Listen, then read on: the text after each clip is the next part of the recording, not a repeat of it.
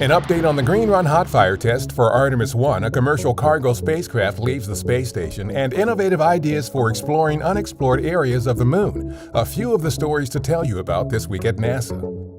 The Green Run hot fire test with the Space Launch System or SLS rocket's core stage for our Artemis I mission is now targeted for as early as January 17th.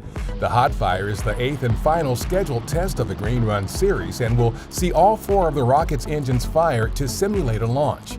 We conducted the 7th test of the series, the wet dress rehearsal, on December 20th. During that test, the core stage tanks were loaded with more than 700,000 gallons of supercold propellant for the first time and then drained. SLS will launch an uncrewed Orion spacecraft on a mission around the moon on Artemis I. A Northrop Grumman Cygnus cargo spacecraft left the International Space Station on January 6th, more than 3 months after delivering nearly 8,000 pounds of supplies, scientific investigations, and other cargo to the orbiting outpost. The Cygnus is named in memory of Kalpana Chawla, a member of the STS-107 crew that was lost in the Space Shuttle Columbia accident. During a virtual forum January 6th and 7th, university teams selected as finalists in NASA's Breakthrough Innovative and Game-Changing or Big Idea Challenge presented innovative concepts for lunar payloads that could help NASA explore previously uncharted areas on the moon. Some of these concepts could help our Artemis lunar exploration program study the moon ahead of a human landing and help establish a sustained presence on the lunar surface. Researchers at our Kennedy Space Center recently tested a new robotic cube rover inside a massive bin of regolith rock and dust used to simulate the lunar surface. The shoebox-sized rover, built by Astrobotic Technology, was funded by a NASA program that encourages commercial development of innovative technologies to fulfill agency needs.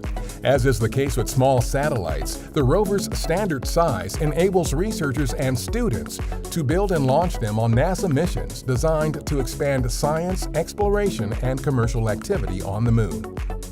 NASA contributions to 2 recently approved heliophysics missions will help us understand the Sun and Earth as an interconnected system.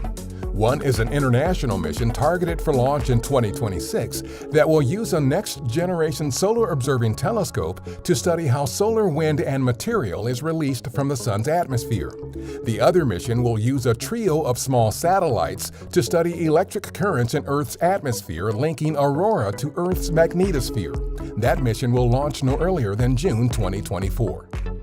Data from our Solar Dynamics Observatory have led to new results about the workings of sunquakes, seismic activity seen as ripples on the Sun following a solar flare.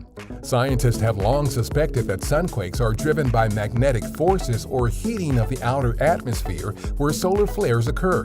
But data captured by SDO in 2011 saw surface ripples of a sunquake emerging from deep beneath the solar surface right after a flare occurred. Scientists now think that sunquake ripples are driven by a submerged source, which is somehow triggered by solar flares in the atmosphere above. That's what's up this week at NASA. For more on these and other stories, follow us on the web at nasa.gov/twan.